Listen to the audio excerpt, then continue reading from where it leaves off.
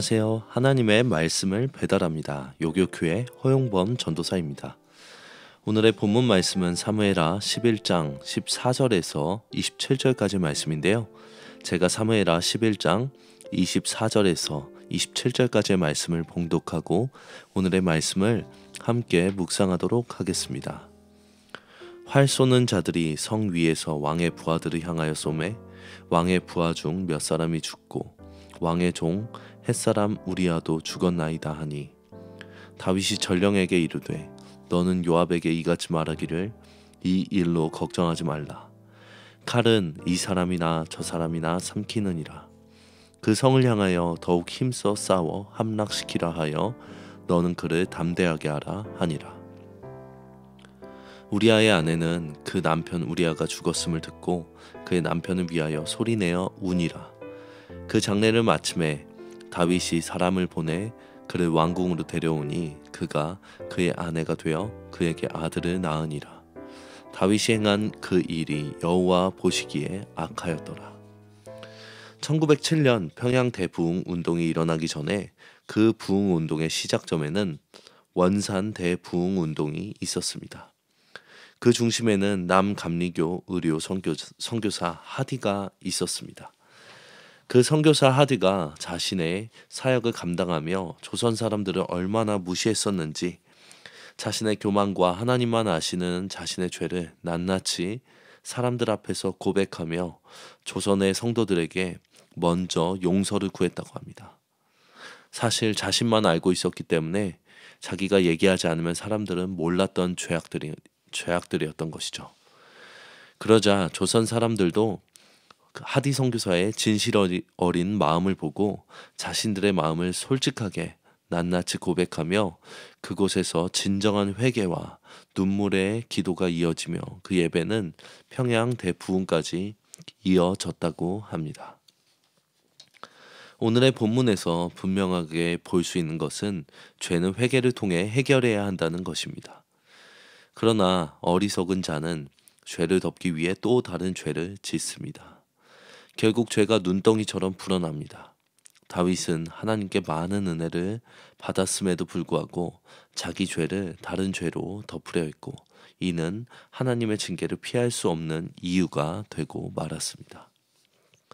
주변 나라들을 제압하고 하나님의 영광을 떨치게 했던 다윗과 군대 장관 요압이 살인 모의를 하는 협잡군들이 되고 말았습니다.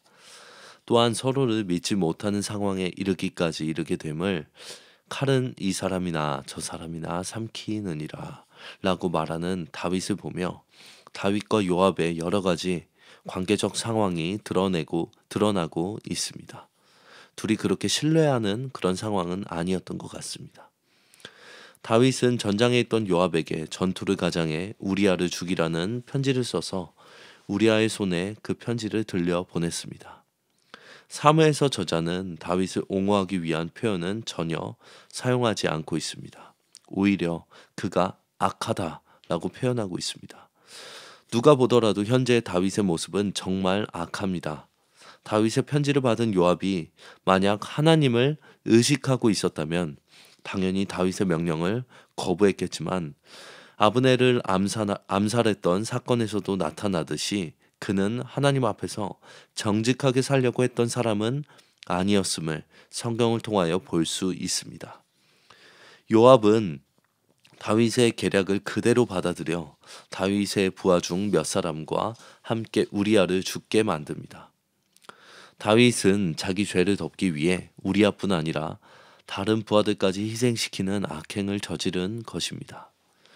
요압은 전령을 보내 우리아 제거 작전이 성공했다는 사실을 보고했는데 이때 여룻베셋의 아들 아비멜렉이 죽은 과정에 대한 언급이 나옵니다. 이는 이 작전이 얼마나 터무니없었음인지를 알림으로써 우리아가 비정상적인 전투의 희생자였음을 확인해주고 있습니다. 죄악을 품고 있으면서도 이를 해결하지 않고 계속 다른 죄악으로 덮으려는 시도는 결국 이런 비참한 상태에 떨어질 수밖에 없게끔 만들었습니다. 전령은 요압이 시킨 대로 다윗에게 전쟁의 과정과 결과를 보고하고 부하 중 몇 사람과 우리아가 함께 죽었음을 알립니다. 그러나 다윗은 이 일로 걱정하지 말라고 요압에게 전합니다. 이를 직역하면 내 눈에 나쁜 일로 보이지 않게 하라는 말입니다. 여기에서 사무엘서의 일관된 주제, 사람은 외모를 보거니와 여호와는 중심을 보신다는 메시지가 다시금 제시됩니다. 사람의 눈에는 이 일이 전투 중 사상자가 발생한 어쩔 수 없는 일입니다. 그리고 다윗은 전쟁 미망인이 된 충직한 부하의 아내를 거두어준 선한 왕처럼 보였을 수도 있습니다. 그러나 이는 하나님의 눈에 악한 일이었습니다. 거짓과 악은 사람을 속일 수는 있어도 하나님께서 언젠가 반드시 드러내심을 성경을 통하여 또한 우리의 삶을 통하여 볼 수 있습니다. 이제 다윗의 현재의 모습은 사울과 다름없는 자가 되었습니다. 다윗의 모습은 사울이 백성 앞에서 위신을 세우기 위해 하나님을 의식하지 않고 죄를 지었던 모습과도 같고 충직한 부하였던 다윗을 죽이려 했던 모습과도 같습니다. 차이가 있다면 사울은 다윗을 죽이는데 실패했었고 다윗은 우리아를 죽이는데 성공했다는 것뿐입니다. 이처럼 깨어있지 않으면 우리가 비판하고 정죄했던 사람들, 우리에게 악행을 저질렀던 사람들과 다를 바가 없게 됩니다. 한편으로 다윗이 미가를 책망할 때에 사울의 딸 미가라라고 말하는 장면과 여러 성경의 장면들을 보면 사울을 향한 마음의 쓴뿌리가 해결되지 못했음을 볼 수 있습니다.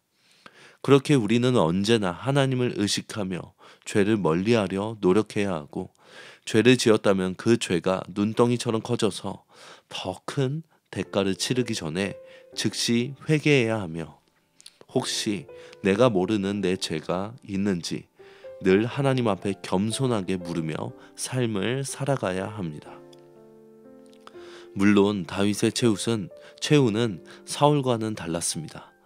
하지만 분명히 다윗은 이 시점에서 사울과 다를 바 없는 죄를 저질렀고 이 범죄로 인한 혹독한 징계를 당했습니다. 그리스도인은 죄악을 멀리해야 합니다. 높은 자리, 부유한 자리, 힘 있는 자리에 있을수록 더 중요합니다. 죄를 경계하고 멀리함으로 하나님의 거룩한 백성으로 살아가기를 바랍니다. 적용하겠습니다. 내 삶 속에서 하나님만이 알고 계신 죄악이 혹시 있습니까? 그 죄악들을 메모장에 나열해 보시고 회개하며 죄를 끊을 수 있는 은혜를 구해 보시는 여러분들이 되시길 바랍니다. 아멘.